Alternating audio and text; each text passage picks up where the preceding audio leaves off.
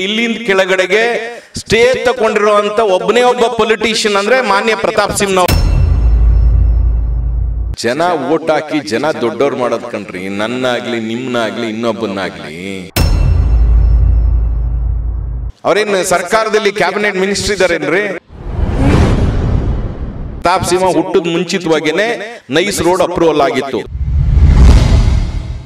ಇವ್ರುಗಳು ಹೋಗಿ ಅಲ್ಲಿ ನಾಯಿ ಮರಿಗಳು ನಿಂತ್ಕೊಂಡಂಗೆ ನಿಂತ್ಕೊಳ್ತಾರೆ prime minister of India or any ministers ಹತ್ರ.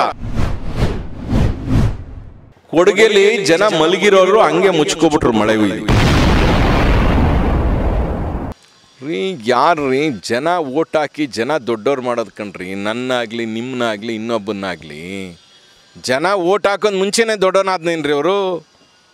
ಜನ ವೋಟ್ ಹಾಕಿ ದೊಡ್ಡವ್ರು ಮಾಡಿರೋದು. ಒಂದು 15,000 ರೂಪಾಯಿ ಅಕೌಂಟಲ್ಲಿ ಇಟ್ಕೊಂಡ್ಬಂದು ಮೈಸೂರು ಜನ ಅಷ್ಟೊಂದು ಒಳ್ಳೆಯವರು, ಜನ ವೋಟ್ ಹಾಕಿ ದೊಡ್ಡವ್ರು ಮಾಡಿದ್ದಾರೆ. ನಾನು ಹೇಳಿದ್ನಲ್ಲ, ಇದು ಮೈಸೂರು ಕೊಡಗು ಲೋಕಸಭಾ ಕ್ಷೇತ್ರ, ಮಾನ್ಯ ಮುಖ್ಯಮಂತ್ರಿಗಳ ಸ್ವಕ್ಷೇತ್ರ, ಮಹಾರಾಜರ ಕ್ಷೇತ್ರ. ಮಹಾರಾಜರ ಕ್ಷೇತ್ರ, ದೇವರಾಜಸ್ವರಂತರ ಆಳದಂಥ ನಾಡು. ಸೊ ನಿಮ್ಗೆ ಅದೆಲ್ಲ ಏನೂ ಕಾನ್ಸೆಪ್ಟ್ ಇಲ್ಲ. ಅವತ್ತಿನ ಸಿಚುವೇಶನ್ನು ಗೆದ್ದಿದೆ ಅಷ್ಟೇ. ಆಯಿತು, ಏನು ಅಭಿವೃದ್ಧಿ ಆಗಿದೆ? ಬರಲಿ, ಪಬ್ಲಿಕ್ಕಾಗಿ ಬರಲಿ. ವಾಟ್ ಅಭಿವೃದ್ಧಿ ಡನ್ ಇಟ್? ಯಾರ್ದು? ಅವ್ರ ತಂದೆದೇನ್ರಿ ದುಡ್ಡು? ನಾನು ಹಿಂಗೆ ಮಾತಾಡಬಾರ್ದು. ಯಾರ್ದು? ಅವ್ರ ಮನೆದೇನ್ರಿ ದುಡ್ಡು? ನಮ್ಮ ಟ್ಯಾಕ್ಸ್ ಪೇಯರ್ ದುಡ್ಡು ಕಣ್ರಿ. ಅವ್ರೇನು ಸರ್ಕಾರದಲ್ಲಿ ಕ್ಯಾಬಿನೆಟ್ ಮಿನಿಸ್ಟ್ರ್ ಇದ್ದಾರೇನ್ರಿ? ಸೊ ಗೌರ್ಮೆಂಟ್ ಲ್ಯಾಂಡನ್ನು ಮೈಸೂರು ಬ್ಯಾಂಗ್ಳೂರಿಂದ 3,000 ಎಕರೆ ಅಕ್ವೈರ್ ಮಾಡಿದ್ದಾರೆ. ಯಾರು ಅಕ್ವೈರ್ ಮಾಡಬೇಕು? ಸ್ಟೇಟ್ ಗೌರ್ಮೆಂಟ್ ಅಕ್ವೈರ್ ಮಾಡಬೇಕು. ನಾನು ಹೇಳೋದು ಅರ್ಥ ಆಯ್ತಲ್ವಾ? ರಸ್ತೆ ಮಾಡಬೇಕಿದ್ರೆ ಗೊತ್ತಿಲ್ಲದೆ ಇರೋ ಜನಕ್ಕೆ ಸುಳ್ಳು ಹೇಳಕ್ಕೆ ಹೋದರೆ, ಮೈಸೂರು ಬ್ಯಾಂಗ್ಳೂರು ರಸ್ತೆಗೆ 3,000-4,000 ಎಕರೆ ಲ್ಯಾಂಡ್ಸನ್ನು ಅಕ್ವೈರ್ ಮಾಡಬೇಕು ಅಂತ ತಿಳ್ಕೊಳ್ಳಿ. ಮಿನಿಮಮ್ ಎಷ್ಟು ಎಕರೆ ಅಂತ ಗೊತ್ತಿಲ್ಲ, ನಾನು ಎಕ್ಸಾಂಪಲ್ ಹೇಳ್ತಿರೋದು.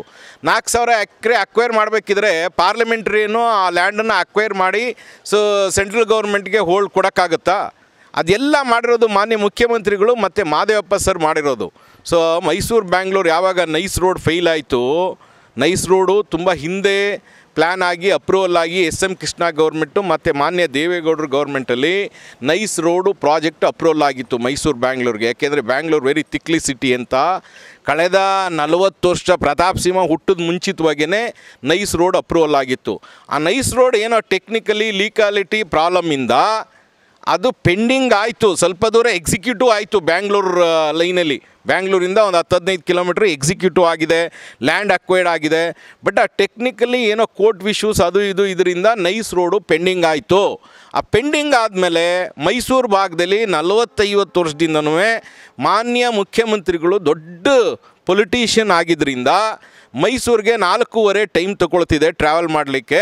ಹಾಗಾಗಿ ಮೈಸೂರಿಗೆ ಏನಾದ್ರು ಒಂದು ಮಾಡಬೇಕು ಅನ್ನೋ ಕಾನ್ಸೆಪ್ಟಲ್ಲಿ ಹೋದಾಗ ನೈಸ್ ರೋಡು ಪ್ರಾಜೆಕ್ಟ್ ಬಂತು ಈಗೇನು ಮಾನ್ಯ ಮುಖ್ಯಮಂತ್ರಿಗಳಿಗೆ. ಸೊ ನೈಸ್ ರೋಡ್ ಪ್ರಾಜೆಕ್ಟ್ ಬಂದಾಗ ಆಲ್ರೆಡಿ ಅದು ಕೋರ್ಟಲ್ಲಿದೆ. ಸೊ ಮಾನ್ಯ ದೇವೇಗೌಡರು ಅದನ್ನು ಕೋರ್ಟಲ್ಲಿ ಡಿಸ್ಪ್ಯೂಟ್ ಮಾಡಿದ್ದಾರೆ. ಸೊ ಅದನ್ನೇ ನಾವು ಹೋಗಿ ಗೊಂದಲ ಮಾಡೋದು ಬೇಡ. We can make A new road ಅಂತ ಕ್ಯಾಬಿನೆಟಲ್ಲಿ ಡಿಸೈಡ್ ಆಯಿತು. ಆ ಕ್ಯಾಬಿನೆಟಲ್ಲಿ ಡಿಸೈಡ್ ಆದಾಗ ಸೊ ಹೊಸ ರೋಡನ್ನು ಮೊದಲು SM ಕೃಷ್ಣ ಗೌರ್ಮೆಂಟಲ್ಲಿ 4 ಪಥನ 6 ಪಥನ ರಸ್ತೆ ಮಾಡಿದರು. ಅದನ್ನು ನಮ್ಮ ಸೆಂಟ್ರಲ್ ಗೌರ್ಮೆಂಟ್ಗೆ ನ್ಯಾಷನಲ್ ಹೈವೇಗೆ ಬರೆದು ನ್ಯಾಷನಲ್ ಹೈವೇ ಮಾಡಿಸಿ ಎಗೇನ್ ಲ್ಯಾಂಡ್ ಅಕ್ವೈರ್ ಮಾಡಿ ಸೊ ಆ ಲ್ಯಾಂಡೆಲ್ಲನೂ ಪೊಸಿಷನ್ ಡಿಸ್ಪ್ಯೂಟ್ ಇದೆಲ್ಲನೂ ಬಿಡಿಸಿ again central government of India ಕೊಟ್ಟು, ನಮ್ಮ ಸೆಂಟ್ರಲ್ ಗೌರ್ಮೆಂಟ್ ಆಫ್ ಇಂಡಿಯಾಗೆ ಪುಕ್ಕಟ್ಟೆ ದುಡ್ಡು ಕೊಡೋದಿಲ್ಲ ಸೆಂಟ್ರಲ್ ಗೌರ್ಮೆಂಟ್ನವರು. ಮೈಸೂರು ಬ್ಯಾಂಗ್ಳೂರಿನಲ್ಲಿ we are giving lot of crores to the central government. ಬೇರೆ ಸ್ಟೇಟನ್ನು ರನ್ ಮಾಡೋಕ್ಕೆ ನಾವು ದುಡ್ಡು ಕೊಡ್ತೀವಿ ಕರ್ನಾಟಕಿಯನ್ಸು. ಮೈಸೂರು ಜನ ಮತ್ತು ಬ್ಯಾಂಗ್ಳೂರು ಜನ, ಬ್ಯಾಂಗ್ಳೂರು ಸಾಫ್ಟ್ವೇರ್ ಹಬ್ ಇದೆ. SM ಕೃಷ್ಣ ಗೌರ್ಮೆಂಟ್ ಇದ್ದಾಗ ಮತ್ತು ಮಾನ್ಯ ಮುಖ್ಯಮಂತ್ರಿಗಳು ಸಿದ್ದರಾಮಯ್ಯ ಗೌರ್ಮೆಂಟ್ ಇದ್ದಾಗ ಲಕ್ಷಾಂತರ ಕೋಟ್ಯಾಂತರ ರೂಪಾಯಿ ಬಾಂಬೆಲೆಲ್ಲ ದುಡ್ಡು ಜನ್ರೇಟ್ ಆಗೋದು. It will generating in Bangalore. So that money will go to central government of India. ನಮಗೆ ಏನು ಕೊಡಬೇಕು ಅದು ಕೊಡ್ತಿಲ್ಲ ಅವರು, ನಾಟ್ ಇವನ್ 5%. ಇವ್ರುಗಳು ಹೋಗಿ ಅಲ್ಲಿ ನಾಯಿ ಮರಿಗಳು ನಿಂತ್ಕೊಂಡಂಗೆ ನಿಂತ್ಕೊಳ್ತಾರೆ prime minister of India or any ministers ಹತ್ರ. ಸುಮ್ಮನೆ ಮಾತಾಡ್ತಾರೆ ಇಲ್ಲಿ. ಜನನ ಐ ವಾಶ್ ಮಾಡಲಿಕ್ಕೆ, ಜನನ ದಿಕ್ಕೆಡ್ಸ್ಲಿಕ್ಕೆ ಮಾತಾಡ್ತಾರೋ ಹೊರ್ತು ಸೊ ಏನು ರೀ ಏನು ಡಿಫ್ರೆನ್ಸ್ ಬಿಟ್ವೀನ್ ಸಿದ್ದರಾಮಯ್ಯ ಸಾಹೇಬ್ರಿಗೂ ಪ್ರತಾಪ್ ಸಿಂಹನ್ಗೂ ಕಂಪೇರ್ ಮಾಡೋಕ್ಕಾಗುತ್ತಾ?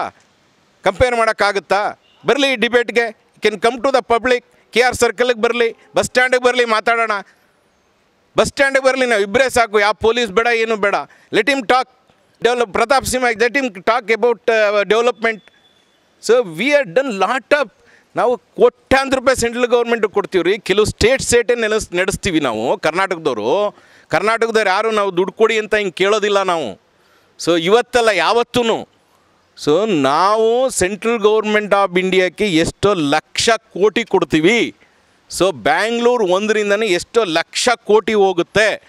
ಸೊ ಅದರಿಂದ ಬಂದು ಕೊಡಗು ಮಳೇಲಿ ಉತ್ತೋಯ್ತು, ಆಗ ₹1 ಬರಲಿಲ್ಲ. ಪ್ರಧಾನಮಂತ್ರಿಗಳು ನಾಮಕಾವಸ್ತಿಗೆ ಬಂದು ಕಂಡೋಲ್ ಕೂಡ ಹೇಳಲಿಲ್ಲ, ಜನ ಅಲ್ಲಲ್ಲೇ ಮುಚ್ಕೊಬಿಟ್ರು. Is not done any work at all. ಇದನ್ನು ನಾನು ಹೇಳ್ತಿಲ್ಲ.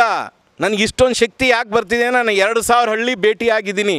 ಅಲ್ಲಿ ಜನ ಹೋಗಿ ಹೇಳ್ತಾರೆ. ಸೊ ಹೋಗಲಿ ಓಟ್ ಕೇಳಕ್ಕೆ ಇವರು ಓಟ್ ಕೇಳಲಿಕ್ಕೆ let him go to village or let him go to ಇವೊಂದು ಕೂರ್ಗ್ ಆಲ್ಸೋ. ಕೊಡಗೇಲಿ ಜನ ಮಲಗಿರೋರು ಹಂಗೆ ಮುಚ್ಕೊಬಿಟ್ರು ಮಳೆ ಉಯ್ದು. ಸೊ ಅದಕ್ಕೆ ನಮ್ಮ ಸೆಂಟ್ರಲ್ ಗೌರ್ಮೆಂಟ್ ಆಫ್ ಇಂಡಿಯಾದಿಂದ ಅನುದಾನ ಅಲ್ಲ, ಕಂಡೋಲ್ ಕೂಡ ಹೇಳಲಿಲ್ಲ. ಸೊ ಹಾಗಾಗಿ is not done any development, any work ಏನೂ ಮಾಡಿಲ್ಲ.